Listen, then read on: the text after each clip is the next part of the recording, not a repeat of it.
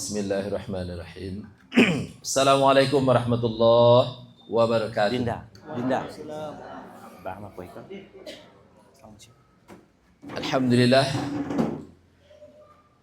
Alhamdulillahilladzi khalaqal insana 'allamahul bayan.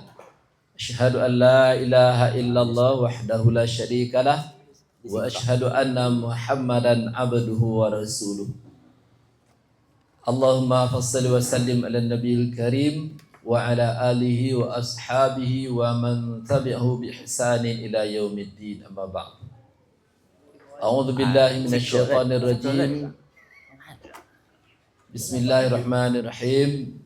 Ya ayyuhalladzina amanu taqullaha wa kunu ma'as shadiqin. Thumma fasma'u qawlan nabi sallallahu alaihi wasallam, ittaqillah haitsu ma kunt. Sadaqallahul azim wa sadaqa rasuluhul karim. Alhamdulillah, Bapak Ibu, sebenarnya saya tidak ingin memperpanjang mukadimah supaya lebih panjang waktu untuk menyampaikan makalah. Namun ada hal yang perlu saya sampaikan juga, karena tema kajian kita adalah bagaimana kita lebih mendalami lagi tentang eksistensi sholat itu, lebih menjiwai, dan apalagi seperti yang dikatakan oleh pembawa acara tadi, Rasulullah menyampaikan awwalu ma yuhasabu bihil abdu yaumal qiyamah as-salat. Idza salat salat sa'iru amali wa idza fasadat fasada sa'iru amali. Yang pertama dihisab nanti di yaumul qiyamah adalah salat. Kalau salatnya baik, maka akan baiklah seluruh amalnya. Kalau salatnya buruk, maka akan buruklah amal-amal yang lainnya. Namun dalam hal ini Bapak Ibu, terkadang pemahaman kajian pelajaran tentang salat itu terpisahkan dengan kajian akidah. Sehingga kita ketika mengkaji salat, yang ada dalam memorinya itu adalah fikih, lalu terlepas dengan akidah. Maka muncullah orang-orang yang melalaikan salat, merasa tidak berdosa saja melalaikan salat. Walaupun ada ancaman fawailul lil musallin, tapi bagi dia tidak jadi menggetarkan jiwanya ancaman itu. Kenapa? Karena ketika mengkaji salat tidak dilandasi dengan pemahaman akidah yang benar. Oleh sebab itu kita bersyukur kepada Allah, pada pagi ini adalah sesi pertama. Kita akan mencoba mendalami dengan pakarnya langsung. Seperti yang dikatakan Pak Ersis tadi, payah kita minta waktunya. Terus terang saja, ketika kita langsung komunikasi dengan Ustadz, ada jadwalnya mengajar dosen untuk menyampaikan materi ke mahasiswanya di Padang. Dan alhamdulillah dengan beberapa pertimbangan, Ustadz meluangkan waktu untuk kita di Raudatul Jannah. Ini perlu kita syukuri Bapak Ibu. Dan urgensi yang akan kita kaji ini, kalau kita bandingkan dengan kawan-kawan kita yang lain,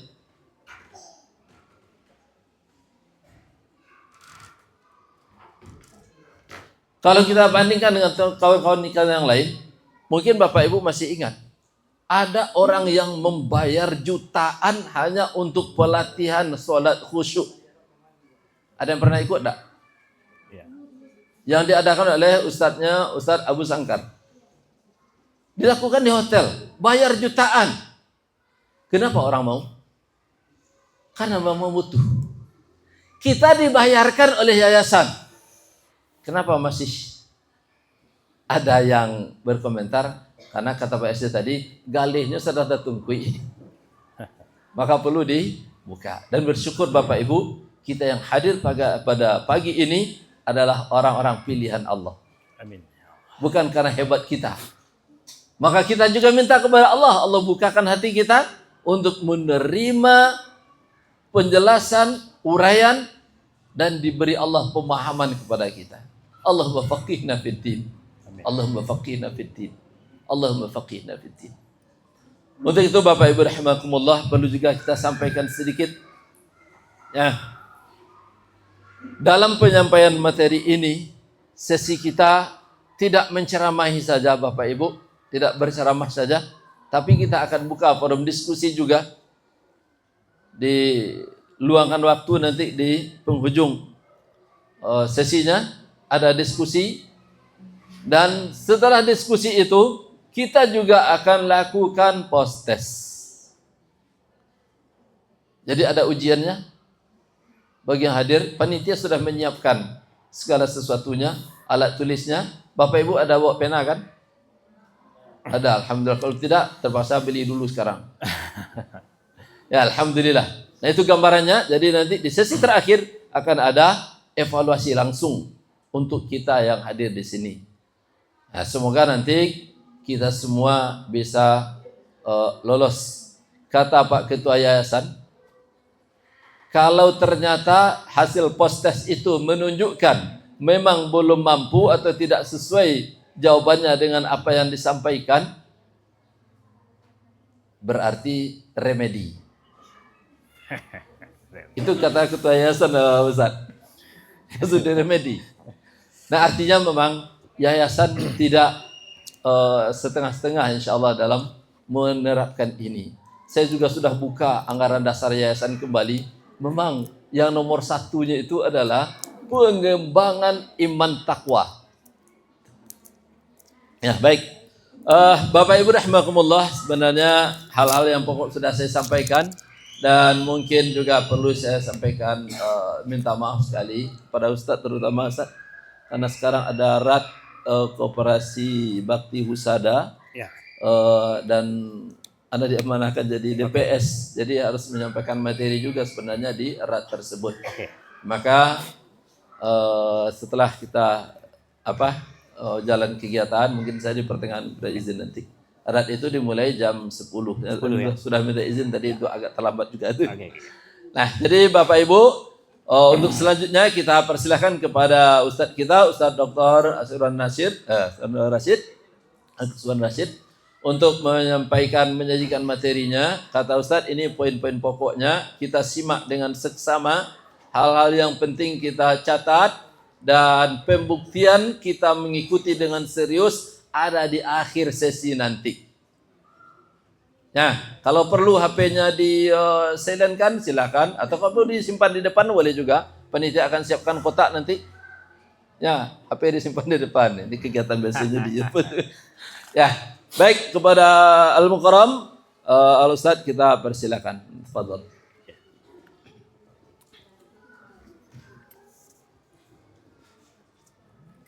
Assalamualaikum warahmatullahi wabarakatuh. Waalaikumsalam warahmatullahi wabarakatuh. Alhamdulillahillazi jama'ana fi hadzal makan wa allafa baina qulubina fa asbahna bi ni'matihi ikhwana. Asyhadu an la ilaha illallah wa asyhadu anna Muhammadan abduhu wa rasuluh. Allahumma shalli wa sallim ala hadzal nabiyil karim nabiyina maulana Muhammadin wa ala alihi wa ashabihi wa man tabi'ahum bi ihsanin ila yaumiddin.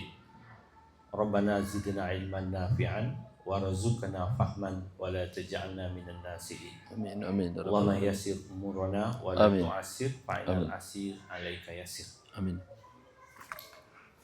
Yang kita hormati Ketua Yayasan YPI Raudatul Jannah ataupun yang mewakilinya, yang terhormat pengurus-pengurus yang hadir pada hari ini, mungkin dari pihak yayasan, ketua lembaga, atau ada kepala sekolah, atau guru-guru, semuanya yang hadir. Mudah-mudahan kita yang hadir pada hari ini, seperti yang disampaikan oleh protokol dan Ustadz tadi, adalah orang-orang pilihan yang membuka hati kita untuk sentiasa menambah ilmu pengetahuan kita, keimanan kita, dalam rangka kita persiapan sebagai seorang guru pendidik yang akan melahirkan generasi cemerlang di masa depan. Generasi cemerlang itu tidak akan mungkin hadir kalau gurunya tidak terbilang. Harus cemerlang loh gurunya. Harus. dia cemerlang terbilang. Terbilang, Gitu, kan? Gitu. Itu moto orang Malaysia, Ustaz. Masya Allah. Cemerlang hebat kan, terbilang terkenal. Nah, itu. Jadi cemerlang terbilang. Ada satu lagi namanya itu saya lupa. Ya. Kemudian salawat dan salam pada Nabi kita Muhammad SAW. Ya, mudah-mudahan dengan sentiasa bersalawat kita dimasukkan sebagai orang-orang pencinta Rasulullah dan mendapat syafaat di hari kehendaknya. Amin ya rabbal alamin. Di sini yang hadir ada sahabat saya ini Ustaz Erianto. Nah, saya itu sahabat saya mulai dari kuliah lagi. Beliau di Padang dulu kuliah, sering bertemu dengan saya. Beliau satu kamar dengan adik saya, Ustaz. Oh, Dengan Mustafa Mustafa. kamar dengan beliau itu. Saya Erianto itu. Jadi saya sering ke Padang dengan beliau lah berteman. Masya Allah. Saya Erianto ini. Kamu kalau Pak Riz? Saya bisa. Ya kan? Kemudian juga ada ini mahasiswa saya dulu, Ustaz Ilham. Di Pasca, alhamdulillah selesai S2-nya ya. Alhamdulillah. Jadi bagi guru-guru kita yang PAI yang ingin melanjutkan S2, silakan terbuka. Insyaallah kami akan beri diskon. Masya Allah. Ya, ini bukan apa ini ya, apa namanya ini, bukan promosi ini, Alhamdulillah. tapi ingin merangsang untuk menambah keilmuan gitu kan. Ayo Belajarnya mudah, tidak susah. Tanya beliau. Nah, gampang pelajarannya. Kalau akreditasi kami itu sudah akreditasinya terbaik di Sumatera Barat. Alhamdulillah. Nah, apa nama akreditasinya itu? Terbaik. 2 di Sumatera Barat, yang PAI itu yang terbaik. UM Sumatera Barat 1, kemudian UIN Bukit Tinggi. Baru itu. Unggul, akreditasi unggul. Nah, akreditasi unggul baru 2 di Sumatera Barat. Sehingga ke Padang itu Ustaz dari Jawa datang. Dari Kalimantan datang ke kampus. Nah, kenapa kampus swasta bisa unggul? Menyusul dari RJ. Insya Allah. Nah, jadi kami menghimbau bagi yang ingin untuk melanjutkan S2 PAI, silakan nanti hubungi saya sendiri boleh atau Ustadz ini boleh nanti kan. Atau Ustadz ini boleh. Ada 3 jurusan, Ustadz. Bentar ya, sebelum masuk materi. Pertama PAI, kedua hukum Islam. Akhwalus Saksiyah. Kemudian hukum dan pertanian. Nah, kalau ada nanti mahasiswa kita dari Payakumbuh 15 orang, kita akan kuliah di pertanian di sini. Wah, Masya Allah. Nah, Mudah tuh. mudah. Nah, kalau sampai 15 nanti atau 20, kita akan kuliah di sini. Tidak usah ke Padang. Tidak usah ke Padangnya. Nah, bagaimana lanjutnya perkuliahan itu nanti tanyakan. Ya. Nah, oke. Jadi pada hari ini kita akan berdiskusi. Apa yang akan kita diskusikan hari ini sudah ada pada ibu-ibu dan bapak-bapak. Sebenarnya saya tak ingin menggurui. Ya kan? Tak ingin menggurui. Tapi karena ini adalah suatu kewajiban kita untuk saling berdiskusi, tukar pikiran. Tentu saya juga ingin mendapatkan daripada bapak dan ibu-ibu. Mungkin ada sesuatu yang saya tidak tahu. Mungkin bapak-bapak, ibu-ibu tahu. Ibu majlis guru, bapak majlis guru tahu, maka saya akan dapat sesuatu yang baru. Nah, jadi kita diskusi. Apa sasaran kita? Bagaimana tauhid itu menjelma dalam hidup kita melalui pengamalan solat. Oke. Tauhid dan ibadah itu tidak bisa dipisahkan. Jadi ajaran Islam itu secara garis besar ada 4. Pertama adalah ibadah. Kedua, pertama tauhid, akidah. Kedua ibadah. Ketiga muamalah. Keempat akhlak. Itulah sumber Islam, ajaran Islam itu. Kalau akidah sudah kita dengar selama ini. Ibadah sudah. Muamalah ini luas. Ada ekonominya di sana, ada politiknya di sana, ada sistem sosialnya di sana. Hubungan dengan sesama muslim, non muslim, Itu di muamalah semua. Ada Hankam, akhlak. hankam ya, Ya, tentara. ya. Akhlak lagi. Akhlak kepada Allah, akhlak kepada manusia, akhlak kepada apa artinya kepada makhluk lain. Jadi itulah cakupan Islam itu 4. Nah, hari ini orang sudah dibagi-bagi. Islam itu hanya katanya ibadah saja, akidah saja. Bila bicara politik tidak usah. Bila bicara ekonomi tidak usah. Tidak benar. Nah, jadi hari ini kita akan coba mengkupas tentang akidah dan bagaimana kita dapat memahami akidah itu melalui pengamalan solat kita. Kenapa melalui amal solat? Karena itu adalah ibadah yang selalu kita lakukan setiap hari. Izin saya dulu. Oke, silakan. Nah, sebelum kita masuk, kita harus tahu dulu apa itu akidah. Nah, oke ya. Seperti yang disampaikan tadi, kita enjoy saja dalam diskusi kita ini. Kalau ada sesuatu yang ingin ditanyakan, boleh langsung tanyakan. Setiap materi yang kita sampaikan ini ada ustaz atau ustazah yang kurang paham, langsung tanyakan boleh. Tidak nyambung ke apa? Nah, kita ada 3 sesi ya. Pertama saya akan menyampaikan lebih kurang dalam 45 gitu. menit lebih. Kemudian diskusi secara umum. Kemudian seperti yang disampaikan ustaz tadi, kita adakan post testnya. Oke, jadi terukur gitu. Terukur. Nah, oke ya. Kita mulai dari akidah dulu. Apa itu akidah? Nah, dari segi bahasa, akidah itu artinya ikatan, buhulan, atau simpulan erat dalam hati. Itu akidah itu. Aqadah asal kalimat. Bahkan tidak nyambung ya. Bahkan tidak nyambung. Bisa kelihatan di sini. Hah? Oh, di sini mungkin ya.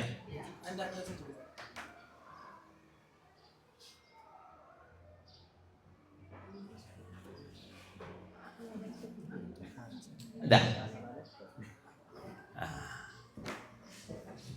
Oke ya. Nah, kita mulai. Ini sudah saya simpulkan ini dari beberapa sumber ini. Jadi untuk memudahkan. Nah, jadi itu akidah artinya ikatan, buhulan atau simpulan erat dalam hati. Nah, ya silakan.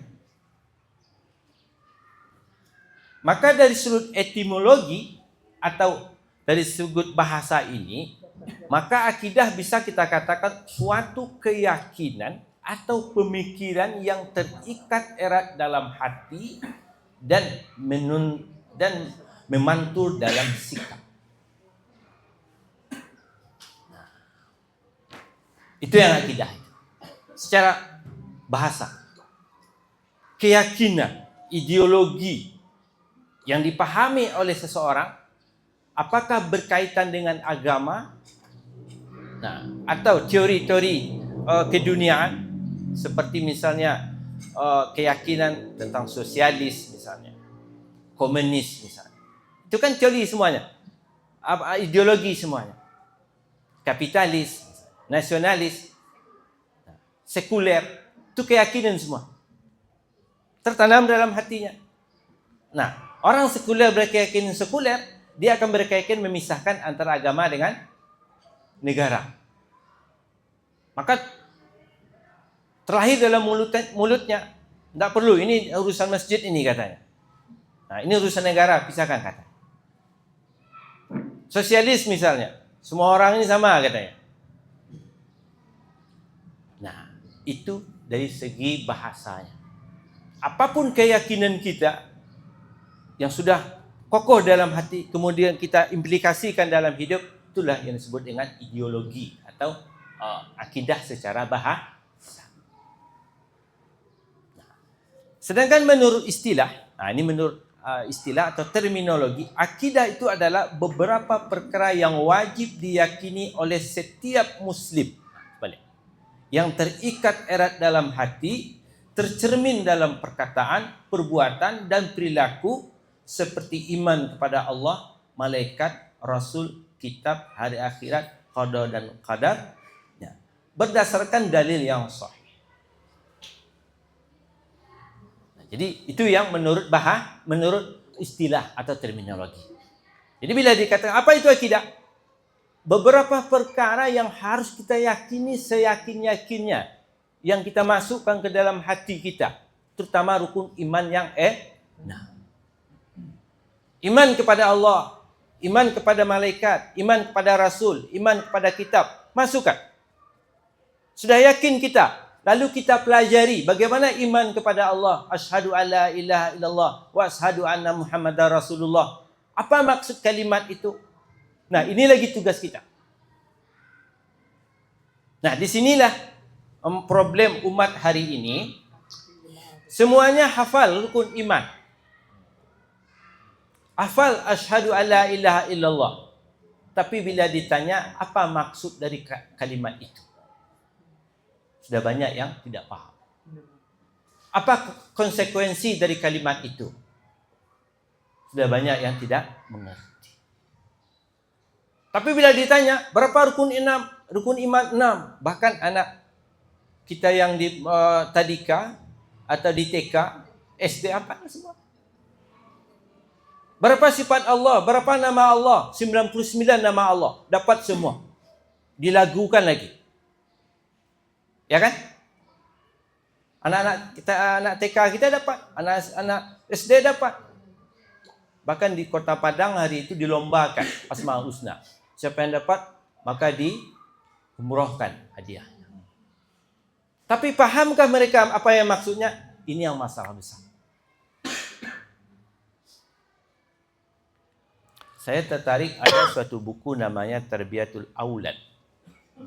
Bukunya tipis, berbahasa Arab. Dalam buku itu diceritakan ada seorang guru mengajar akidah, tauhid kepada siswanya. Siswanya dalam sekelas itu banyak. Setelah diberikan oleh gurunya materi tentang akidah tauhid itu satu kali pertemuan, kedua, ketiga. Maka sampailah kepada gurunya ingin melihat apakah siswanya ini sudah memahami akidah atau belum. Hafal sudah. Lalu bagaimana gurunya mentesnya? Diambillah seekor burung pipit. Dibagikan kepada seluruh siswanya. Diberi sebelah pisau. Sekarang kamu pergi sembelih burung pipit ini di tempat orang yang tidak bisa lihat. Maka pergilah siswanya itu, ada yang ke belakang pohon, ada yang ke belakang itu, ada yang di sana. Pokoknya tidak nampak oleh orang. Akhirnya baliklah semuanya. Apa kata gurunya? Sudah disembelih? Sudah. Siapa yang tidak sembelih? Tunjuk satu. Saya, Pak. Sini. Kenapa kamu tak sembelih? Saya tidak bisa lari, Pak. Dari penglihatan Allah. Nggak bisa saya. Mana saya kamu lari? Allah selalu melihat saya. Apa kata gurunya? Dari sekian banyak kamu yang sudah belajar tauhid, akidah, baru satu yang paham. Nah, kan dalam tauhid ada sifat Allah itu maha mengetahui. Allah maha melihat. Alimun khabirun. Kan gitu kan? Ada muraqabah. Kan begitu kan? Sembelih katanya di mana orang tidak bisa melihat. Masuk orang oleh gurunya itu Allah. Siswanya ini paham, yang lain tidak.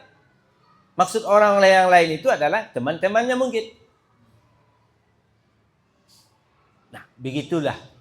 Memang susah untuk memasukkan nilai-nilai akidah itu ke dalam diri kita, kemudian diimplikasikan dalam hidup. Maka era Rasulullah itu, era Makkah itu adalah menanamkan akidah. Nah, itu yang kita banyak. Oke. Istilah yang digunakan dalam ilmu akidah. Jadi dalam mempelajari tauhid akidah itu, apa istilahnya? Ini juga penting ini ketahui. Ada 5 istilah ilmu istilah yang digunakan dalam mempelajari akidah tauhid ini. Pertama adalah al-fiqhul akbar. Ini dipopulerkan oleh Imam Abu Hanifah. Jadi Imam Abu Hanifah itu salah satu imam mazhab tertua. Jadi beliau dalam menghuraikan tentang tauhid akidah, maka beliau sebutlah dalam buku beliau Al-Fiqhul Akbar. Nah, itu istilah pertama. Nah, kedua, ilmu tauhid. Ini sudah biasa ini. Nah, ketiga, usuluddin. Nah, ini juga sudah biasa ini. Nah, keempat, ilmu kalam. Kelima, usulul iman. Nah, inilah istilah-istilah yang digunakan oleh ulama dalam membicarakan masalah akidah tauhid. Ilmu tauhid misalnya. Nah, Syekh Abdul Wahab misalnya. Buku beliau namanya Kitabul Tauhid. Syekh Al-Bajuri namanya. Bukunya adalah Jauharut Tauhid. Usuluddin misalnya. Al-Ibanah fi Usuluddin. Nah, itu adalah Imam Al-Ash'ari nama. Ilmu kalam. Banyak itu. Usulul Iman. Nah, Usulul Iman yang terbaru dikarang oleh Wahbah Zuhaidi. Itu bagus bukunya. Jadi ini adalah istilah-istilah yang digunakan oleh ulama dalam membahas tentang ilmu tauhid atau akidah. Bila disebut salah satu ini fikih akbar misalnya, maka yang dibahas di situ adalah ilmu akidah. Bila disebut ilmu tauhid, maka yang dibahas di situ adalah akidah. Yang lima tadi, pada Allah, pada Rasul, malaikat dan lain sebagainya. Ilmu kalam juga begitu. Nah, ini sekedar istilah. Jadi bila orang sebut nanti fikih akbar, maka kita tidak perlu bengong lagi. Ini maksudnya adalah ilmu tauhid atau akidah. Nah, Usuluddin sudah ada fakultasnya di UIN atau IAIN. Usulul iman juga demikian. Nah, oke, kita lanjut. Kedudukan tauhid atau akidah. Nah, banyak sekali. 3 kita sebutkan di sini. Banyak sekali. Pertama, syarat diterima suatu ibadah. Nah, jadi akidah yang benar itu adalah syarat diterimanya ibadah kita. Ini dalam surah Az-Zumar ayat 65. Oke, silakan buka AP-nya. Nah, kita lihat ayat itu. Nah, boleh buka AP-nya Bapak dan Ibu. Nah, kita lihat ayat surat. Apa bunyinya? Jadi amal kita diterima, tidak diterimanya oleh Allah, salah satu syaratnya adalah benar akidah kita. Kalau akidah tidak benar, beratus kali pun pergi haji, berjuta-juta pun berinfak, tamat Quran sekian kali, tapi akidahnya tidak benar, habaan mansura. Tidak terima oleh Allah. Karena di situ ada unsur syirik. Oke, siapa yang sudah dapat ayatnya? Az-Zumar ayat 65? Sudah? Coba baca. Ya, baca. Bismillahirrahmanirrahim. Wa laqad uhiya ilaika wa ilal ladzina min qablik la in asyrakta la yahbatanna 'amaluka wa la takunanna minal khasirin. Artinya? Jadi apa yang kita gunakan sekarang? Dan Boleh. sungguh telah diwahyukan kepadamu dan kepada nabi-nabi yang sebelummu, sungguh jika engkau mempersekutukan Allah, niscaya akan hapuslah amalmu dan tentulah engkau termasuk orang-orang yang merugi. Jika kamu mensekutukan Allah dalam ibadah, habis amalan, maka kita termasuk orang yang rugi. Itu pentingnya akidah itu benar. Kedua, sumber ketentraman di dunia dan bahagia di akhirat. Jadi orang yang berakidah hidup nyaman, apapun kondisi hidupnya. Hidup sederhana, hidup sakit-sakitan, kaya, pejabat. Kalau akidahnya benar, semua nyaman. Tidak ada masalah bagi dia. Dia miskin misalnya sederhana, dia ingat nama Allah Ar-Razzaq. Allah yang Maha memberi rezeki. Wa ma min dabatin fil ardi illa 'ala Allahi rizquha. Tidak ada makhluk yang melata di bumi ini kecuali Allah yang beri rezeki. Masalah rezeki jangan ragu, sudah ditanggung oleh Allah. Cuma kita dituntut untuk mencarinya. Harus kita cari, pasti dapat. Muslim, non-muslim, munafik, bertakwa, asalkan cari rezeki Allah beri. Tapi masalah hidayah, tidak ada jaminan. Tidak ada jaminan. Maka dalam surah Al-Fatihah itu yang diminta apa? Ihdinas siratal mustaqim. Tunjuki kami jalan yang benar. Hidayah, bukan rezeki. Sebab boleh jadi hidayah hari ini pada kita, mungkin sore belum tahu lagi. Besok belum tahu lagi. Bulan depan belum tahu lagi. Apakah masih tetap konsisten dengan Islam atau tidak, belum tahu lagi. Berapa banyak orang yang murtad. Nah, ini Al-An'am ayat 82. Coba Ustaz yang mana ini? Baca. Di antara Ustaz siapa yang sudah dapat Al-An'am 62? Ya. Sudah ketemu? Coba baca Ustaz.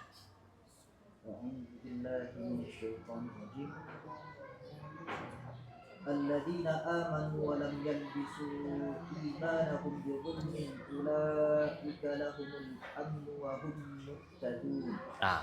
Coba artikan. Orang-orang yang beriman dan tidak mencampur adukan iman mereka dengan syirik, mereka itulah orang-orang yang mendapatkan rasa aman dan mereka mendapat petunjuk. Coba lihat, iman tidak bercampur dengan syirik. Apa yang dapat? Ketentraman dan petunjuk dari Allah.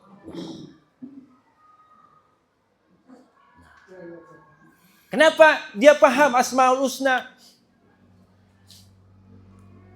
Oh, dia pejabat, orang berpangkat. Ini adalah anugerah Allah kepada dia. Maka dia akan pergunakan pangkatnya, jabatannya sesuai dengan kehendak Allah. Sakit-sakitan saja setiap hari, sudah berobat ke sana ke sini, belum sembuh juga. Maka dalam hadis disebutkan ajaban li amril muslim. Aku merasa kagum, kata Nabi, terhadap urusan orang Islam ini, kata Nabi, yang beriman ini. Kenapa ya Rasulullah? Bila dia ditimpa nikmat, dia bersyukur. Bila dia ditimpa cobaan, dia bersabar. Itulah pola hidup kita orang Islam. Nah, kalau hadis itu kita terapkan dalam kehidupan sehari-hari, maka tensi kita tidak akan naik. Stroke tidak akan ada. Ini masalahnya. Walanabluwannakum bisyai'in minal khaufi wal ju'i wa naqsin minal amwal.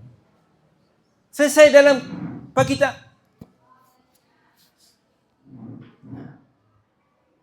Oleh sebab itu, itulah pentingnya akidah itu. Oke ya. Dia banyak ini, tapi yang ini saja kita sebutkan. Ketiga, pondasi dasar ajaran Islam. Jadi Islam itu dibina 5. Bunyan Islam ala khamsin syahadatin anna la ilaha illallah wa anna muhammadar rasulullah wa iqamis shalah wa itaiz zakah sampai akhirnya. Islam itu dibina di atas ada 5 dasar. Pertama syahadat, itulah akidah. Kemudian solat. Jadi akidah itu seperti dalam sebuah bangunan, fondasi dasarnya. Bila fondasinya kokoh, maka nanti tiang-tiang yang dibangun di situ akan kuat. Apa tiangnya? Solat. Nah, apalagi zakat, apalagi haji, apalagi puasa, dan ibadah-ibadah lainnya. Nah, bila tiang dan solat itu tiang, akidah itu fondasi. Bila akidah dan fondasi dan tiang kuat, maka yang amalan-amalan lain akan mudah dilaksanakan. Tetapi bila pondasi rapuh, tiang juga tidak kuat, maka puasa akan susah, meninggal maksiat susah, solat susah.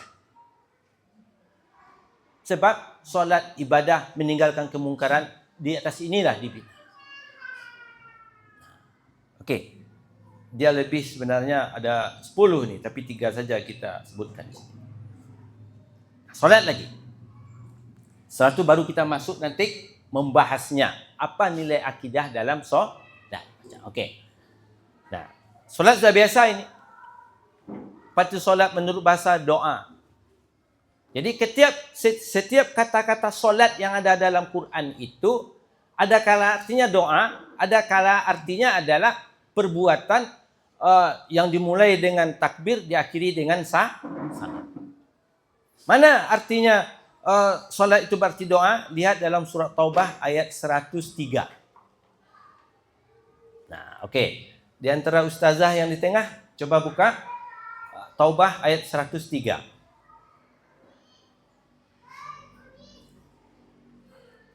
Kalau dalam fikih, bila disebut solat, maksudnya adalah perbuatan yang dimulai dengan takbir, diakhiri dengan salam. Kadang-kadang disebut solat, tetapi bukan itu maksudnya, adalah doa. Sudah dapat? Sudah? Siapa yang bisa? Coba. Ya, Ustaz, coba. Ada? Ya, Ustaz. Ada dapat? Yang di tengah agak satu. Silakan. Siapa yang sudah ketemu? Baca. Ya, silakan.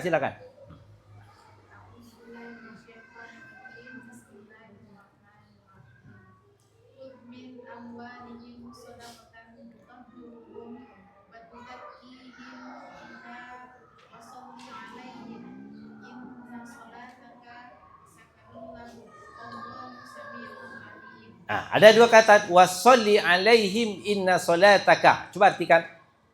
Ambillah zakat dari harta mereka guna mensucikan dan membersihkan mereka, dan doakanlah mereka karena sesungguhnya doamu adalah ketentraman bagi mereka. Iya. Allah Maha mendengar lagi Maha mengetahui. Ada dua kata solat di situ. Pertama dalam bentuk fi'il aman wasolli. Solatlah, artinya berdoalah, itu artinya. Inna solataka, sungguhnya doamu itu memberikan ketentraman kepada mereka yang berzakat tadi. Nah, sedangkan dari istilah, ini sudah biasa ini. Apa itu solat? Beberapa perbuatan perkataan yang dimulai dengan takbir dan diakhiri dengan salam sesuai dengan ketentuan syarat dan rukunnya. Okey, kita lanjut. Nah, ini lagi kedudukan solat. Kita sebut ada 4 di sini. Nah, pertama tiang agama. Nah, dalam hadis banyak sekali disebutkan as-salatu imaduddin. Kan gitu kan? Faman aqamaha aqamaddin wa man tarakaha hadamaddin. Salat itu adalah tiang agama. Apa maksudnya? Di atas solat itulah dibangun ibadah-ibadah yang lain.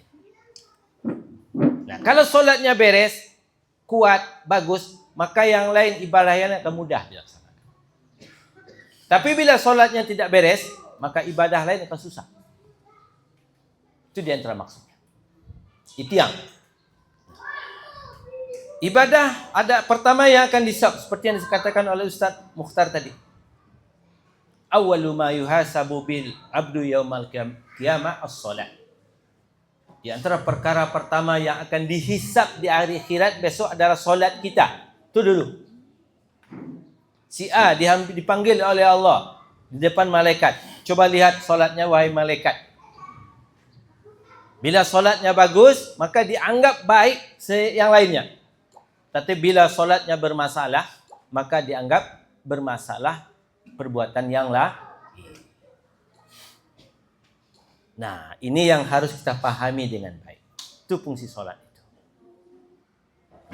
Seperti apa orang melaksanakan solat nanti akan kita ada dalam berikutnya. Kedua adalah barometer baik dan buruk amalan. Sama juga dengan tadi.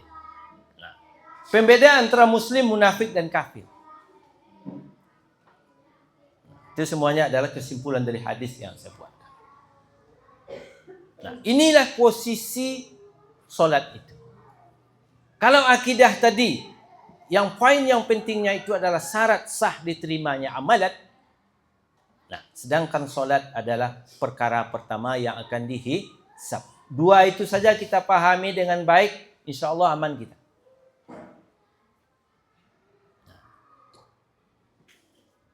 Siapa yang paling senior di sini? Yang umurnya sudah 50-an atau 60-an siapa? Ustazah sudah berapa?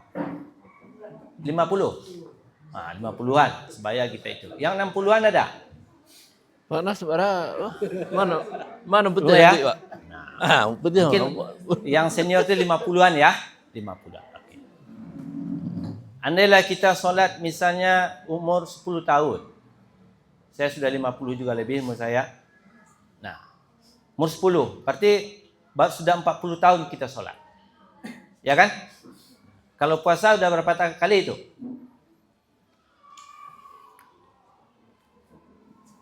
Kalau sholat udah banyak kan? Nah, puasa sekali setahun kan? Oke. Sholat. Kita lihat. Saya pribadi lah kadang-kadang udah merenung. Sudahkah sholat ini mewarnai hidup kita? 5 kali kita sholat sehari semalam. Nah, kita lihat nanti. Bentuk-bentuk orang sholat itu. Di mana kategori kita? Jadi yang jelas inilah kedudukan sholat itu. Satu aja yang perlu kita pahami tentang sholat. Pertama, dia adalah perkara pertama yang akan dihisab. Akidah, syarat diterimanya amalan. Itu kata kuncinya itu. Oke, lanjut. Fungsi sholat. Nah, ini dia. Penghalang muslim melakukan maksiat, kemungkaran dan dosa. Antivirus sebenarnya. Ya kan? Dalam laptop, kalau tidak ada antivirus, maka semuanya lalu lalang bisa masuk. Ya kan? Nah, kita sudah Allah beri antivirus kepada kita. Berapa kali kita update? Minimal 5 kali. Kita update terus. Apa gunanya? Supaya virus tidak masuk. Itu menunjukkan bahwa kita orang beriman ini memang banyak tantangan yang akan kita hadapi dari dunia ini. Yang akan menggerogoti iman kita. Yang mengeluarkan kita dari muslim menjadi yang lain-lain. Maka Allah update terus banyak 5 kali minimal. Nah, inilah dalam surah Al-Ankabut ayat 45. Oke, siapa ustaz di sini yang bisa buka? Ayatnya sudah biasa ini ya. Inna solata tanha anil fahsya'i wal munkar. Saya kan tak perlu. Nah, itu fungsi pertama. Lalu kita nilai, saya sudah 40 tahun solat. Sudahkah ini teraplikasi atau belum? Sudah saya 30 tahun solat. Sudahkah mewarnai ini atau belum? Kemudian, sebagai media memohon pertolongan kepada Allah dari segala urusan. Dalam Al-Baqarah 153. Ya ayyuhallazina amanu ista'inu bis-sabri was-shalah. Tempat kita curhat kepada Allah. Kan dalam akidah kita kan Allah semuanya yang punya nih. Itu yang tauhid rububiyah, nanti kita akan bahas. Kan punya Allah semuanya. Lillahi ma fis samawati wa ma fil. Tidak ada yang punya kita. Yang di langit, yang di bumi, yang dalam tanah, semuanya Allah yang punya. Makhluknya, siapa saja dia yang punya. Itu akidah kita, keyakinan kita. Nah, bila kita bermasalah dengan si fulan, bila kita bermasalah dengan itu, dengan ini, kepada siapa kita mengadu? Kepada orang yang punya dia. Kepada orang yang pemiliknya. Nah, Nabi bila beliau selesai bekerja, letih segala macamnya, ada masalah, panggil Bilal. Ya Bilal, arihna bis salah. Arihna bis salah. Ya Bilal, azanlah Bilal, arihna bis salah. Coba tenangkan kami dengan solat. Apapun masalah yang dihadapi, mungkin dengan keluarga, mungkin dengan anak, mungkin dengan bawahan, mungkin dengan staf. Maka Umar bin Khattab itu, bila beliau ingin mengangkat satu pegawai atau melantik orang untuk menduduki satu jabatan, pertama kali yang beliau lihat itu solat. Solatnya yang mulia. Kalau solatnya bagus, oke. Tapi kalau solatnya bermasalah, maka beliau bertimbang. Bila perkara dengan Allah dia abaikan, dia tidak tanggung jawab, apalagi perkara dengan manusia. Itu logikanya.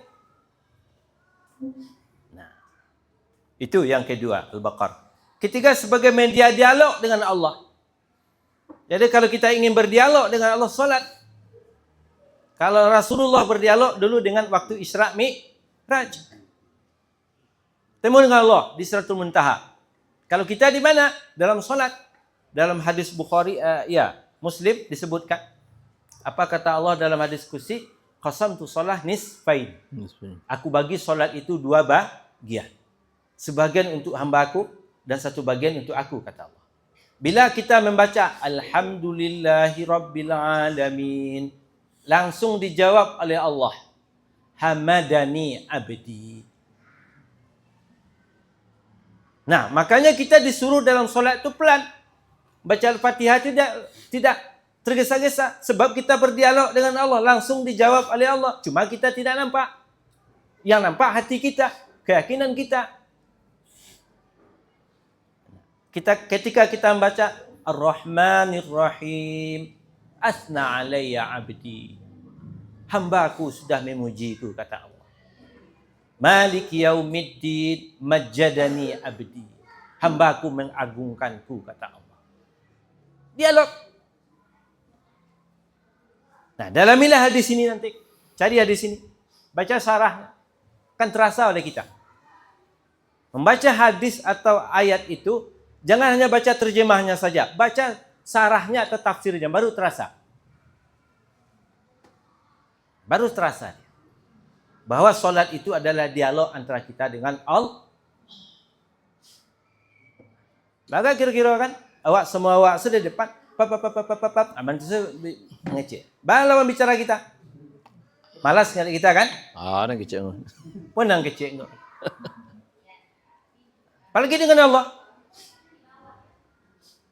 Alhamdulillahi Rabbil Alamin. Ain menjadi A. Apa artinya alamin? Alimun, apa artinya? Alimun. Pedih kan? Malu bawa pedih. Kok itunya Allah jadinya. Itu pentingnya tajwid. Iyyaka na'budu. Harus pakai tasdik. Iyyaka na'budu. Kalau tidak pakai tasdik, apa artinya? Tanpa tasdik, kepada matahari aku menyembah, kami menyembah. Jadi tasdik itu merubah arti. Bertasdik tidak. Ini pakar tajwid ini, Ustaz ini, Hafiz. Manfaatkan beliau. Ustaz Ilham ini.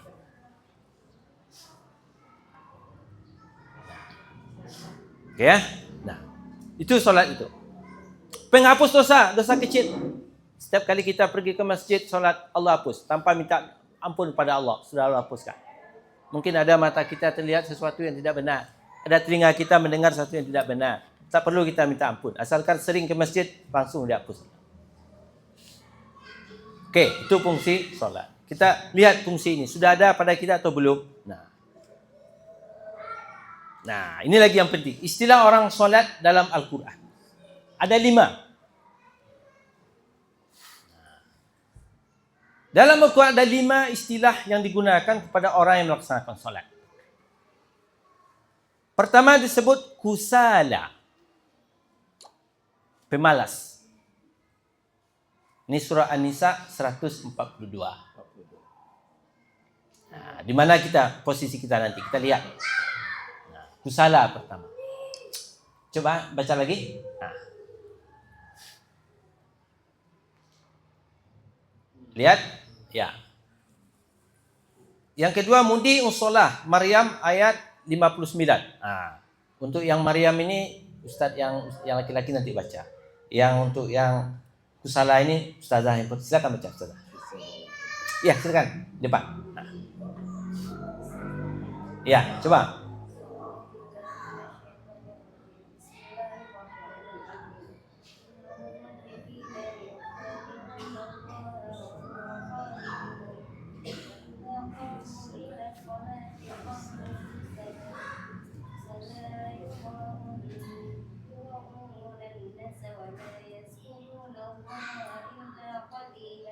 Oke, artikan. Sesungguhnya orang-orang munafik itu hendak menipu Allah, tetapi Allah membalas tipuan mereka dengan membiarkan mereka larut dalam kesesatan dan penipuan mereka. Apabila berdiri sholat, mereka melakukannya dengan malas dan bermaksud ria di hadapan manusia. Mereka pun tidak mengingat Allah kecuali sedikit sekali. Nah, ini yang pertama. Bentuk orang melaksanakan solat disebut dengan istilah kusala. Kusala itu jamak kaslan. Bagi ustazah yang bahasa Arab tahu itu.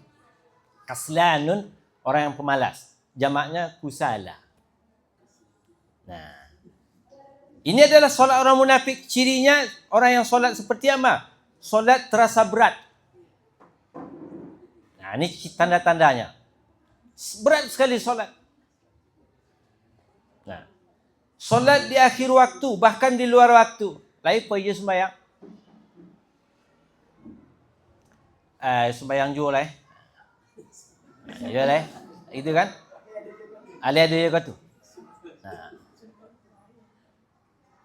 diingatnya di ibu kan, lah solat, ya lupa abu kurari lah sangat tigo, dia sangat tigo lu, lagi sangat tigo lu, sembahyang jual lah. Malas berzikir kepada Allah. Itu tandanya. Solatnya karena ria. Karena orang lah. Belum tulus lagi. Kok baru berminantunya kan. Pulang ke rumah seseorang. Ternyata istrinya solehah.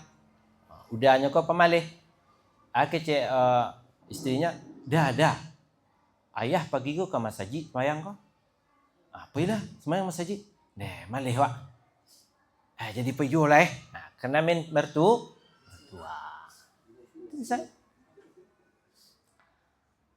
Dalam cara seperti ini, biasanya tidak solat. Pergi solat. Kenapa? Malu sama kawan-kawan yang lain. Belum berangkat dari hati kecil. Belum berangkat lagi dari pemahaman. Wa ma khalaqtul jinna wal insa illa liya'buduni. Ini prinsip hidup yang harus kita ketahui. Kita hadir ke dunia ini bukan kehendak kita. Bukan perencanaan kita. Bukan program kita.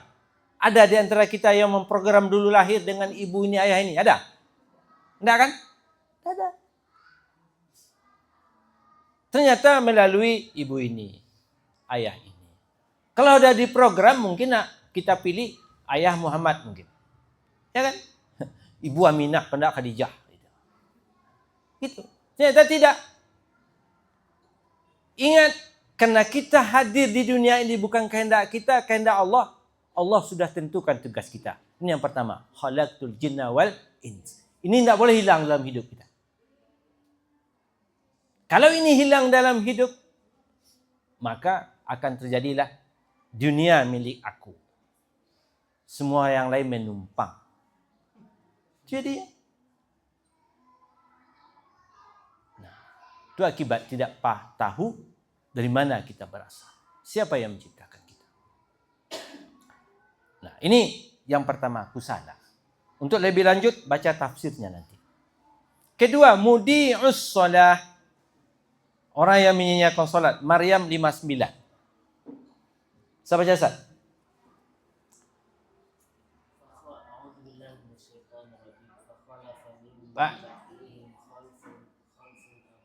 Salah, syahwat.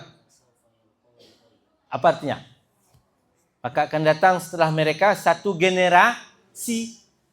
Bagaimana generasi itu? Adha'us shalah, suka menyanyiakan solat.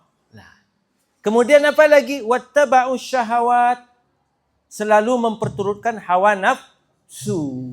Fasaufa yalqauna ghayyan. Lihatlah. Nah, kata Mujahid kalau tidak salah saya, itu adalah di akhir zaman. Nah, apa ciri-cirinya? Solat dia waktu, akhir waktu, bahkan tidak solat sama sekali. Lebih kau tu besok selesai. Ya kan? Solat jual lah tapi kodo salah beko. Jadi buat tu balui kan solat tu. Dia tahu tu balui. Ada yang malukah sepanjang? Tak ada dia. Malukah. Tu kalau era Ambo dulu ada malukah nama. Ya. Jadi Bambia balui pagi itu tu batu ya kan? Di solat tu batu. Apa maksudnya? Solat subuh, solat maghrib, solat subuh, solat zuhur, solat asar, solat maghrib dijadikan solat isya. Cik sepatu. Itu namanya solat batu nama. 5 solat di satu waktu. Memperturutkan hawa nafsu. Zuyyina lin-nasi hubus syahawati minan nisa'i wal banin wal qanatiril muqantara minaz zahabi wal fiddati wal khailil musawwamati. Itulah nafsu kita. Ali Imran ayat berapa tu Ustaz? Itu nafsu kita. Nafsu ke lawan jenis, nafsu kepada harta, nafsu untuk makan. Apa saja? Tanyong kinyo kan? Di mana rumah makan yang paling lama depan kumbuh kan? Tahunya sadoi. Ya kan? Nak goreng balui, apa ke lakang apa tu? Nak goreng ikan, apa ke sinana? Kalian ya? Gulai tiak, di mana? Sinana. Inilah generasi solat. Mudi'us solah. Mudi'us solah. Berikut. Sahun anis solah. Ini dalam surah Al-Ma'un ini. Dah biasa ini kan? Fawailul lil musallin.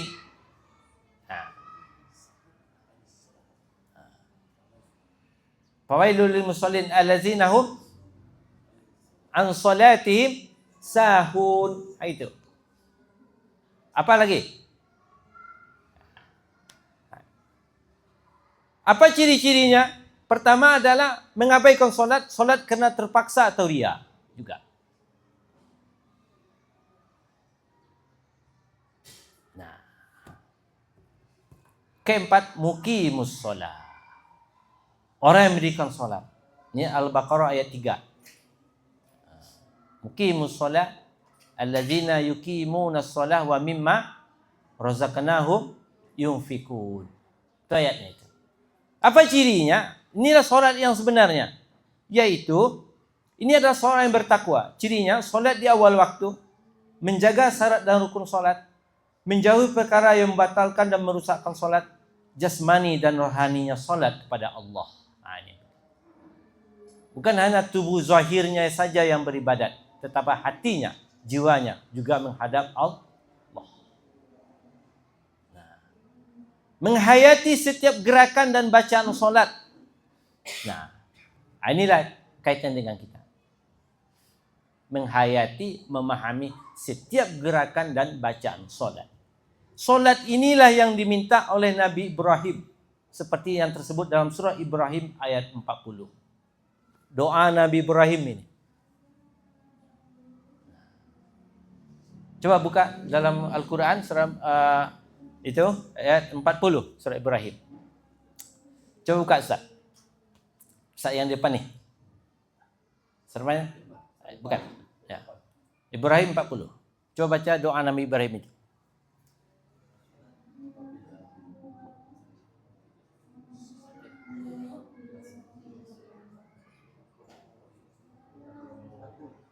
Ya.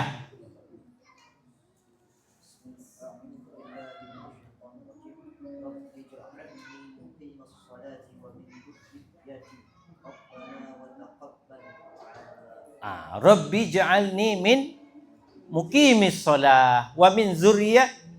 Coba lihat Nabi Ibrahim, ya Allah jadikan aku termasuk orang yang menunaikan salat dengan yang benar dan anak keturunanku. Coba lihat. Tak bakhil dia berdoa. Untuk dirinya, keluarganya. Berarti solat itu bukan sembarang-sembarang solat seperti apa yang diminta? Yang nomor 4 ini. Kalau solat tipe pertama kusala, yang kedua mudi'u, yang ketiga sahun, nah itu tidak akan dapat solatnya berfungsi. Itu orang solat sama jo mandi di tobek kiambang. Li tahu tobek kiambang? Li pernah mendengar tobek bakiambang? Polak lopeh gata tibu. Sembayang sudah maksiat babu we. Jadi orang tua-tua kita dulu dia buat filsafat itu memang hebat. Hebat dia buat. Yang muqimus shalah inilah yang bisa berfungsi solatnya seperti yang tadi. Dia akan menjadi antivirus dalam diri kita. Berjalan ke arah situ kan, hanya datang ke dalam jiwa kita. Dia bisikkan, awas. Dengan bahasanya tersendiri, kita yang akan merasakan. Tidak akan sama bahasanya di antara kita ini. Yang terakhir, musi'us shalah. Ini dalam hadis ini. Ceritanya hadis ini panjang ini. Ada seorang sahabat masuk masjid. Nabi sudah duduk selesai solat. Lalu sahabat ini duduk solat 2 rakaat. Selesai solat datang kepada Nabi. Apa kata Nabi? A'id solataka fa innaka lam tusalli. Ulang lagi solat kata Nabi. Solat yang kedua kalinya. Selesai salam lagi kepada Nabi. Apa kata Nabi? A'id solataka. Ulang lagi solat kata Nabi. Kamu belum solat. Solat lagi yang ketiga. Datang lagi kepada Nabi. A'id solataka. Ulang lagi solat kamu belum solat. Seperti ini saya yang bisa solatnya ya Rasulullah. Ajarkan saya solatnya Rasulullah. Baru ngaku. 3 kali. Apa ciri-cirinya orang solat? Pertama, solat tergesa-gesa. Tidak ada tumanina. Allahu Akbar. Alhamdulillahirabbil alamin arrahmanir rahim maliki yaumiddin iyyaka na'budu wa iyyaka nasta'in. Allahu Akbar. Allahu Akbar. Bagi cik orang sembayang di kojanjiang yang gilo. Solat 1 ayam. Ada cik lain bahasa orang gaya kita juga solat seperti Indian. Tahu Indian? Indian, saya tahu India. Saya masih tahu kan? Untuk aku no Indian. Numpak bareh menjadi tapuang kan? Tidak nyelubak tapuang lah. Bareh kan? Coba lihat kan Indian itu tet. Gitu kan? Tet. Maka timbullah istilah jangan sembahyang seperti kepala Indian. Solat yang tidak ada koma, tidak ada berhenti. Ini orangnya. Solat tergesa-gesa, rukunnya tidak sempurna, bacaannya tidak tepat. Seharusnya alamin, dia baca alamin. Ngalamin. Jaja. Banyak kan? Tidak ada tumanina. Nah, ada 5 bentuk orang yang melaksanakan salat yang dilukiskan dalam Quran. 1 yang diterima cuma muqimus shalah. Nah, kalau masuk kategori yang 4 selain muqimus shalah, maka salatnya tidak akan merubah sikap orang tersebut. Maka salatnya tidak bisa mewarnai dirinya. Kita evaluasi diri kita, terutama saya sendiri. Nah, oke. Lanjut, nilai tauhid dalam gerakan salat. Ingat, dalam salat ada 2. Ada gerakan yang kita lakukan, ada bacaan. Sekarang untuk pertemuan ini, gerakan saja kita bahas dulu. Apa nilai tauhid? Gerakan atau perbuatan dalam solat antara lain adalah berdiri dengan menghadap kiblat. Itu gerakan pertama. Kedua, mengangkat kedua tangan. Ketiga, meletakkan kedua tangan di antara dada dan pusat. Rukuk, sujud, duduk tasahud awal, duduk tasahud akhir, melihat ke tempat sujud dan menggerakkan telunjuk ketika tasahud awal dan akhir. Awal dan akhir. Gimana ini? Dua terbuat. Itulah gerakan solat. Kita kaji itu dulu. Apa nilai tauhid yang ada di situ? Nanti perkataannya. Insya Allah sesi yang ketiga. Kalau umur sama panjang. Kalau waktu ada. Ada kesempatan. Nah, apa nilai tauhid di situ? Kalau kita paham ini, dia akan membawa khusyuk dalam solat. Salah satu orang tidak khusyuk dalam solat karena tidak paham gerakan dan bacaan solat. Itu sebabnya. Memang khusyuk itu adalah pemberian Allah kepada kita. Pemberian Allah. Ada 100 jamaah di masjid. Samakah rasa khusyuk yang dialami mulai dari imam sampai jemaah terakhir? Tidak akan sama. Tidak akan sama. Yang samanya adalah sama-sama sudah melaksanakan sholat. Manisnya apakah sama? Tidak sama. Khusyuknya samakah? Tidak sama. Tergantung persiapan kita. Nah, oke ya. Dalam setiap gerakan itu mengandung tauhid ilahiyah, rububiyah, dan sifat wahdaniyah. Itu setelah saya baca, yang tiga itu ada di situ. Apa itu tauhid ilahiyah? Tauhid itu ada tauhid ilahiyah, yaitu seorang hamba, orang muslim mengakui seyakin-yakinnya, tidak ada keraguan bahwa yang berhak disembah itu hanya Allah. Itu ilahiyah. Ilahi anta maksudi. Kalau orang tasawuf ni, waridoka matlubi. Ilahi anta maksudi. Ya Allah, hanya engkau yang ku cari. Ridhoka matlubi. Ridhomu yang ku cari.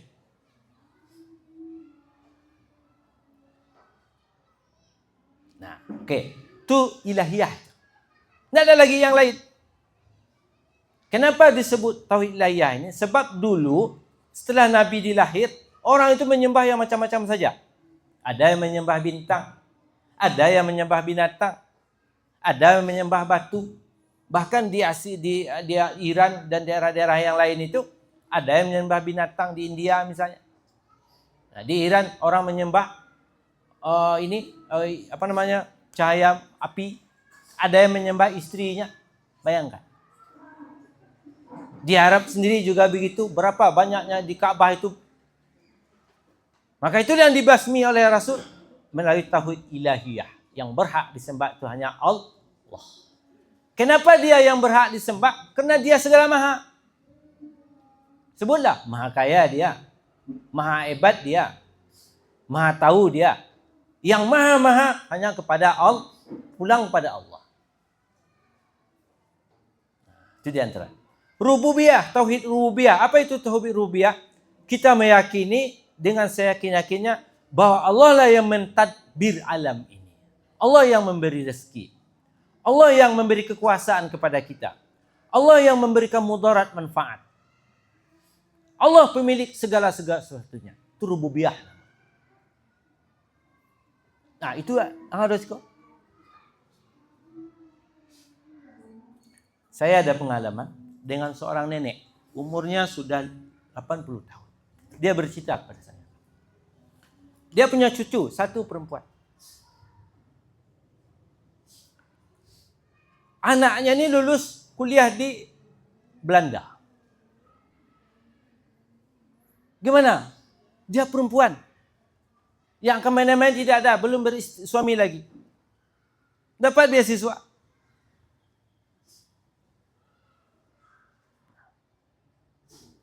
Kemana kita lagi katanya kepada saya? Itu bahas sikap nenek waktu itu lah. Ambo tanya cucu mereka. Semangat. Lagi semangat, inyo akan tetap solat segala macamnya begini nasihat. Man tetap teguh. Tu balik ni. Takona demo ayat lain.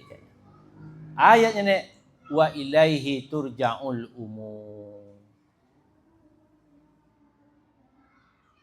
Artinya nak ni kepada Allah lah segala sesuatu urusan di manusia di dunia ini dikembalikan. Jo ayat itu sambil pegang ni. Wa ilaihi turja'ul umur. Umur tu jamak amrun. Umur. Itu yang akidah itu. Mana kita jadi seperti sekarang? Akhirnya anak-anaknya pergi selamat, pulang selamat. Sekarang jadi dosen begini. Nah, itulah rububiyah Allah. Tertanam. La yaduru ma'asmi syai'un fil ardi wala fis sama. Itu tauhid. Yang ada di bumi, di langit tidak akan bisa memberi mudarat kepada kecuali dengan izin Allah. Membacanya mudah itu Pak Bu. Tapi memasukkan ke dalam diri itu payah. Indak namanya di copy paste dah. Tak mau copy paste. Kalau kita menulis kan mudah se-copy paste-nya kan?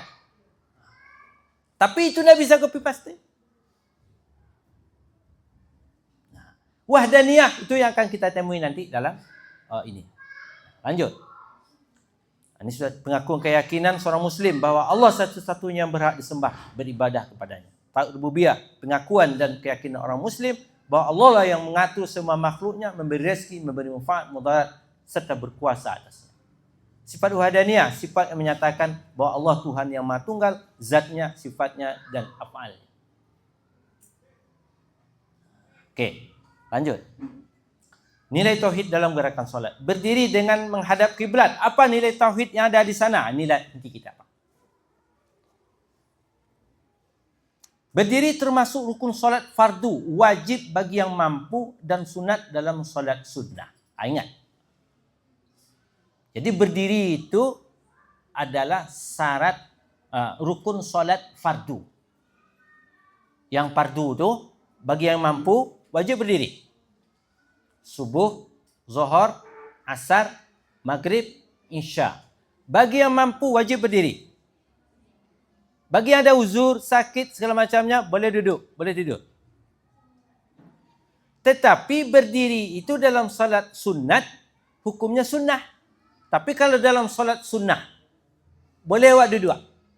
Biar awak sehat. Boleh baring. Tapi kalau dalam salat sunat, maka pahala awak duduk. Pahala yang solat awak dapat separuh orang separuh pahala solat yang berdiri. Orang berdiri pahalanya misalnya 10 diberi oleh Allah. Duduk berdiri solat sunat, 5 dah dapat. Atau berbaring awak solat sunat tu, separuh pahala orang yang duduk dapat dah.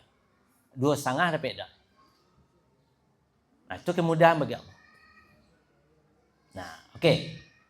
Tata cara berdiri adalah berdiri tegak lurus, tidak miring atau condong ke kanan atau ke kiri, tidak membungkuk, serta tidak mengadahkan muka atau mengangkat kepala ke atas. Berdiri lurus.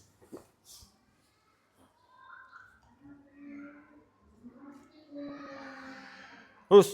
Lawan itu dah. Ada. Tak. Lurus.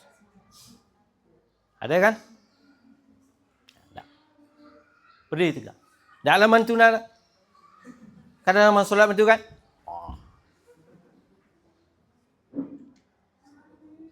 Berapa jarak antara ini dengan ini? 4 jari ini. Ada dalam mazhab Hanafi 4 jari ini. Segera kita teguh, kokoh berdiri. Kalau mengangkang awak nak kokoh berdiri awak tak? Cubalah salat. Kalau mereka, tak kokoh tak? Tapi kalau begini, kokoh. Okey. Itu cara berdiri. Lanjut. Nilai akidahnya apa? Ini yang penting. Nilai akidah yang tersirat dan berdiri itu yaitu pembuktian dan pengokohan sifat tauhid uluhiyah. Orang berdiri biasanya adalah menghormati orang yang hebat.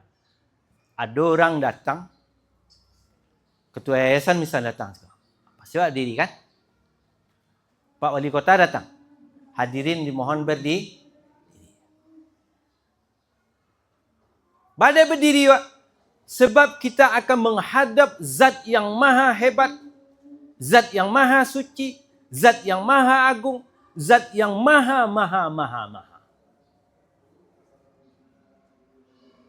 Harus berdiri.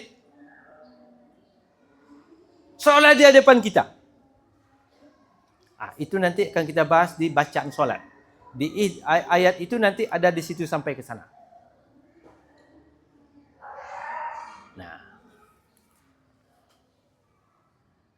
Dalam berdiri ketika solat, seorang yang hamba berdiri dengan tenang, khusyuk dan merendahkan diri serta menghadapkan seluruh anggota tubuhnya lahir dan batin hati kepada Allah yang berhak disembah. Maka dalam Quran disebutkan waqumu lillahi qanitin. Jangan baca dari qanitina lillahi waqumu. Salah. Itu tidak lupa saya perbaikinya. Hafizu ala sholawati, itu awalnya itu.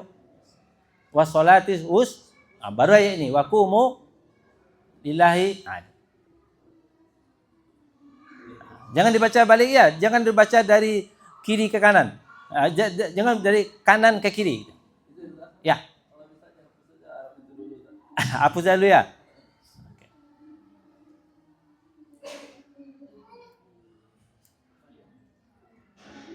Udah.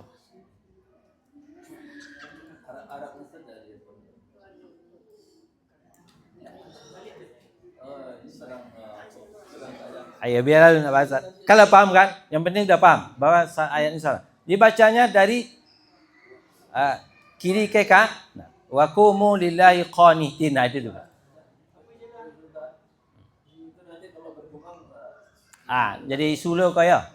Aja pindah lagi betul. Ayat kah? Apa itu? Bisa apa? Hapus ada ayat Quran. Hapus saja, Ustaz? Ya.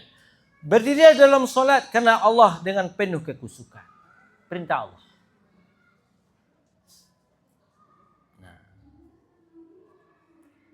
Okey. Nah itulah yang diteguhkan. Uluhiyah tadi. Penghambaan di situ mulai. Khusyuk mulai di situ. Ketika Pak Gubernur datang ke sini, misalnya kita berdiri, Pak Gubernur di sana, kalau ada ngeceh-ngeceh. Perhatiin saja kan? Perhatikan apa yang dia bincangkan. Kecuali Pak Gubernur bawa kita berdialog. Bapak tinggal di mana? Sekarang kita di hadapan yang maha kuasa. Yang maha hebat. Khusyuk akan timbul. Perhatian akan tertumpu.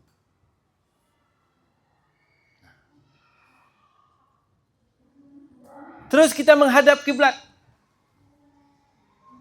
Berdiri menghadap kiblat itu sebenarnya syarat solat. Syarat. Jadi syarat itu di luar solat sebenarnya. Maksudnya begini, kita mencari arah kiblat dulu, baru berdiri tepat. Betul. Sekarang kita sudah berdiri menghadap kiblat. Nah, kita lihat dulu.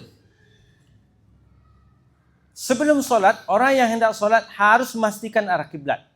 Di dalam menghadap kiblat, orang yang salat harus meyakini bahwa yang disembah bukan Ka'bah, tetapi yang disembah adalah Allah yang memerintahkan membina Ka'bah. Ini yang penting. Sekarang beredar, bila berdialog dengan saudara kita non-Muslim, dia akan sampaikan kepada kita, kamu juga menyembah batu Ka'bah. Sama juga dengan yang lain. Nah, Secara zahirnya mereka melihatnya, tetapi sebenarnya yang kita sembah adalah orang yang menyuruh membina Ka'bah. Siapa yang bina Ka'bah? Nabi Ibrahim dengan Ismail. Allah yang perintahkan. Nah, di dalam menghadap kiblat itu 3 kiblat kita dalam solat. Nah, ini bertemu dalam kitab Parukunan. Dia pernah membaca kitab Parukunan? Banyak dijual di pasar. Belilah, pergi ke pasar tu. Dia ada kitab Parukunan. Ada gianda. Kalau orang tua-tua dulu itu buku. Ada fikih di situ, ada akidah di situ. Tapi Arab Melayu. Ustaz lah pernah baca? Ustaz Rasis? Alun lain? Cari lah. Kitab Perkunan nama. Perkunan. Bahasa Melayu, Arab Melayu. Perdukunan. Perdukunan lain lah kan? Perkunan lain lah. Okey. Ada 3 kiblat kita.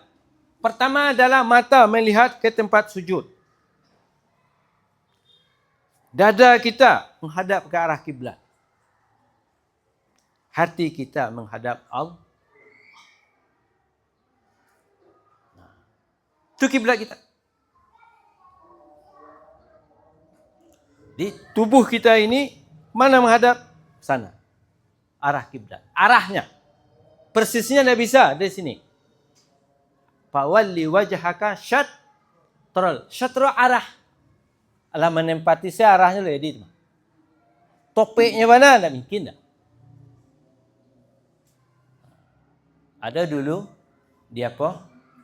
Di Suayan bacokak jamaah karena kiblat. Dia mendengar ustaz-ustaz. Baik kan? Yang cik, aku kiblat dah. Yang cik dia mereka nak.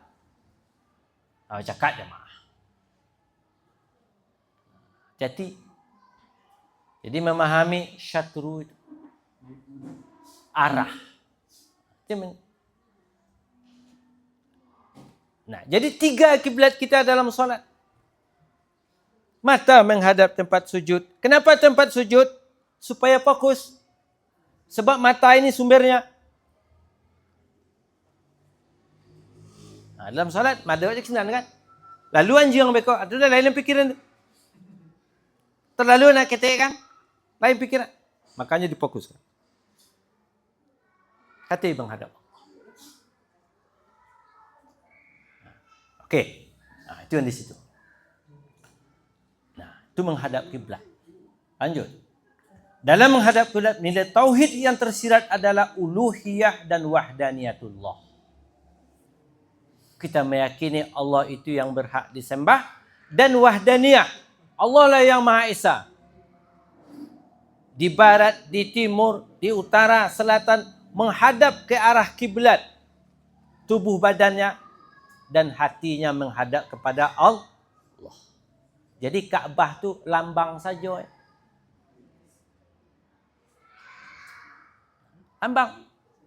Lambang yang menunjukkan bahawa di sana ada orang yang hebat, yang maha kuasa, yang maha segala-galanya, dialah Allah.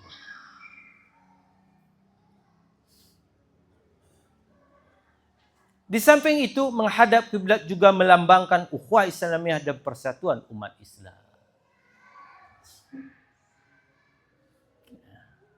Selesai. Nah, itu menghadap kiblat. Okey. Meletakkan 2 tangan antara dada dan pusat. Nah, ini dalam meletakkan ini Pak, dalam solat itu, siapa yang sudah ada pergi ke Masjidil Haram? Orang yang solat dalam itu macam-macam bantuan. Allahu Akbar. Tidak diangkat.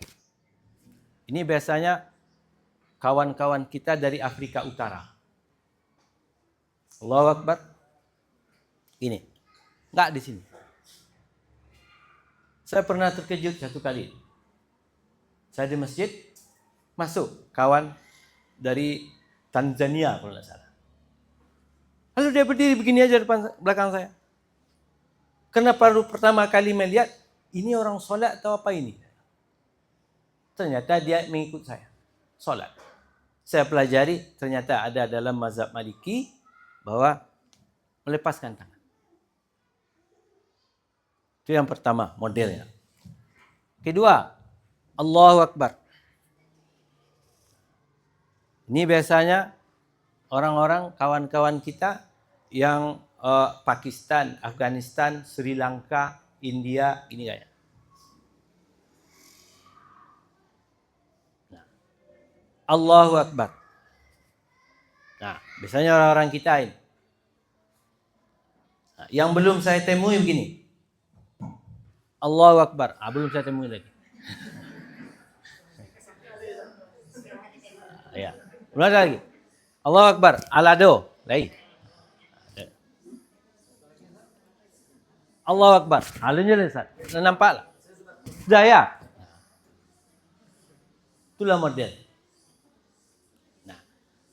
Jadi yang itu hanya sunnah. Maka kita disunahkan oleh Rasulullah itu Allahu Akbar. Antara pusat dan dah. Apa nilai tauhidnya? Datang orang hebat kepada kita, kita berdiri aja. Perasaan kita belum lagi begitu menghayati, terkesan, taat dan patuh pada dia. Tapi bila sudah begini,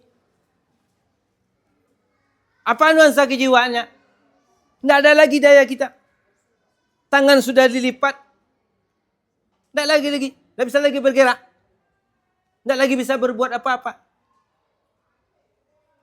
Maka seolah-olah kita sudah berada di hadapan Allah Subhanahu wa taala dan kita siap untuk diapakannya.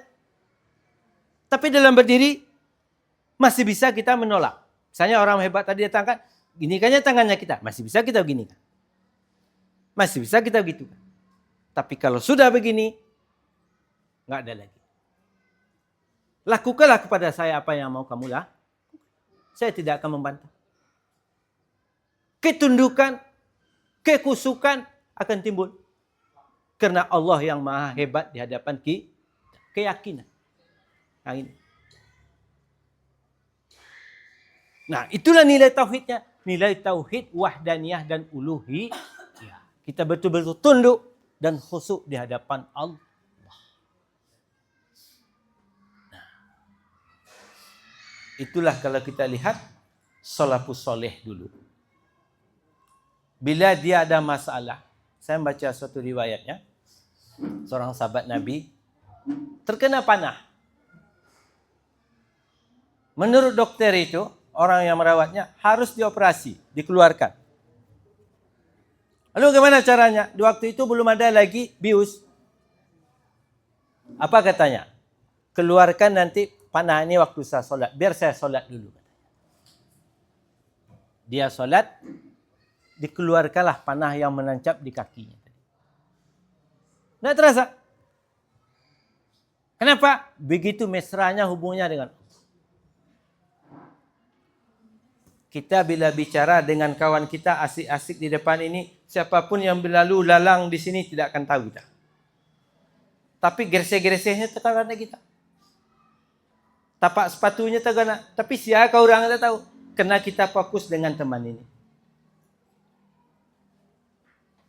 Rasa itu berlatih baru dapat. Tidak mau dengan sinselabit. Tidak mau. Nah, itulah hikmahnya mengangkat tangan. Itu tauhid uluhiyah dan wahdaniyatullah yang diapakan di sana. Nah, meletakkan dua tangan di antara dada dan pusat. Terus, dalam keadaan berdiri, orang yang sholat meletakkan tangan di kawasan antara pusat dan dada dengan posisi tangan kanan di atas sambil memegang tangan kiri dengan posisi di bawah. Dengan kedua matanya menoleh ke tempat sujud. Nilai tauhid yang tersirat di sini adalah pengakuan tulus terhadap sifat jalal lagi kebesaran Allah. Jadi dalam kita belajar akidah itu ada sifat jalal namanya, ada sifat kamal namanya. Nah, apakah istilah-istilah ini sudah pernah didengar atau belum? Jalal itu kehebatan Allah, keagungan Allah. Orang yang agung, orang yang hebat, orang yang berwibawa. Maka dalam Jalalatul Malik misalnya, Fadilatul Jalalatul Malik, yang terhormat Raja Salman, Jalalah digunakan. Sebab raja itu kan nampak wibawanya kan, auranya kan. Sifat jalal kebesaran keagungan Allah serta orang yang solat merasakan rendahnya, kehinaannya di hadapan Zat yang Maha Mulia. Imam Ahmad ditanya tentang hal ini, lantas beliau menjawab, itu adalah kehinaan di hadapan Allah yang Maha Perkasa. Nah, nilai-nilai inilah kita harus raut dari solat kita. Bukan hanya solat yang kita dapat, tetapi juga penguatan akidah.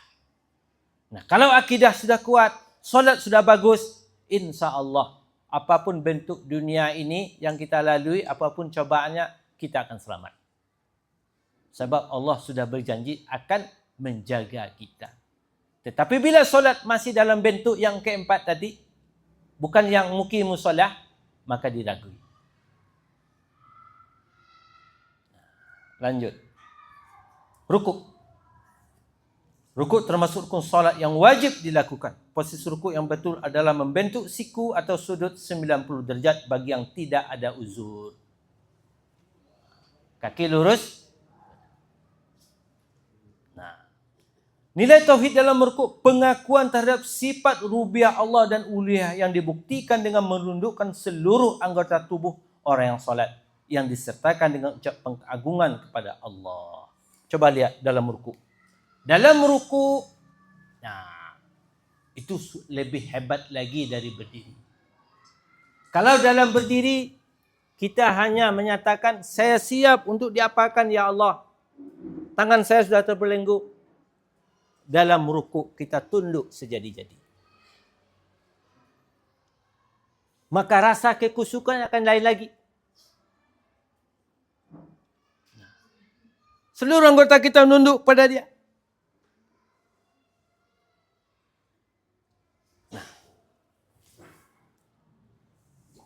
Fa'ammar ruku' fa'azimu rabbu fihi. Ini terbalik juga ini.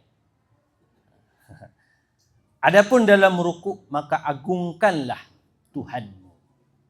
Maka kita baca Subhana rabbiyal azimi wa bihamdi.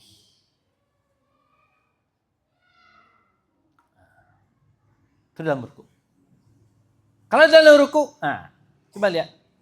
Mata ke tempat sujud, tidak ada lagi yang ternampak.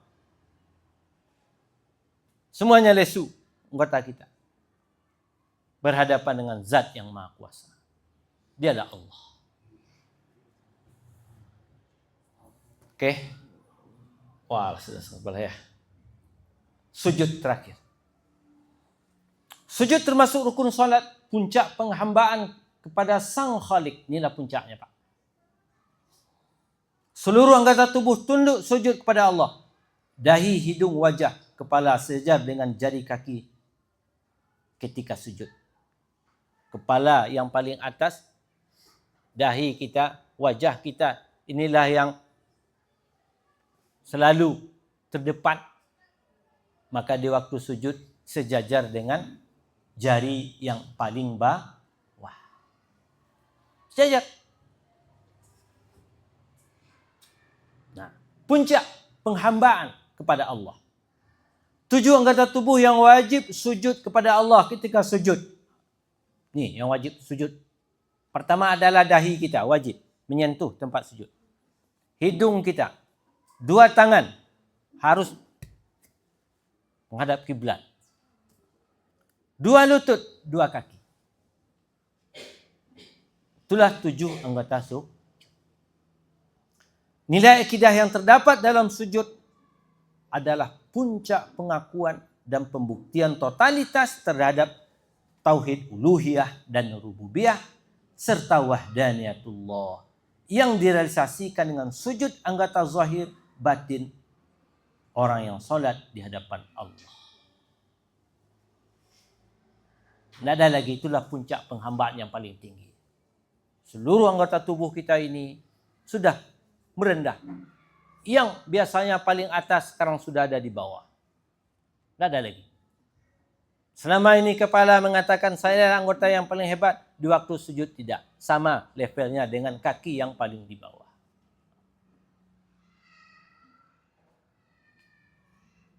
Nah, itulah Bapak-bapak dan ustazah dan ustaz dan ustazah yang bisa kita diskusikan dulu dalam waktu yang terbatas ini, baru sampai tempat sujud.